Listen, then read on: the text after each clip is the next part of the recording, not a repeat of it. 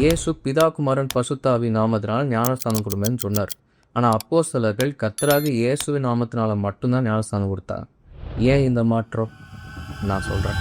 மத்தேயு 28ஆம் அதிகாரத்தில் பிதா குமாரன் பரிசுத்த ஆவியின் நாமத்தினால்னு தான் போட்டிருக்கு, நாமங்களினால்னு போடலை. அதாவது பிதா குமாரன் பரிசுத்த ஆவியானவர், இது மூணும் நாமம் இல்லை, தலைப்பு.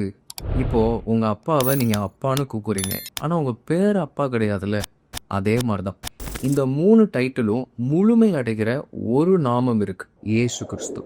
தேவத்துவத்தின் பரிபூரணம் எல்லாம் சரீர பிரகாரமாக கிறிஸ்துவுக்குள் வாசமாய் இருக்கிறதுன்னு கொலோசியர்ல பவுல் சொல்லியிருக்கார். கடவுளுடைய முழுவதும் கிறிஸ்துவுக்குள்ளாக தான் நமக்கு வெளிப்படுத்தவே பட்டிருக்கு. ஸோ கர்த்தராகிய இயேசு கிறிஸ்துவின் நாமத்தினால ஞானஸ்தானம் கொடுக்கறது மத்தேயு 28ஆம் அதிகாரத்தில் சொல்லப்பட்டிருக்கிற வார்த்தைக்கு எதிரானது கிடையாது. இன்ஃபேக்ட் அதுதான் நிறைவேறுதலே.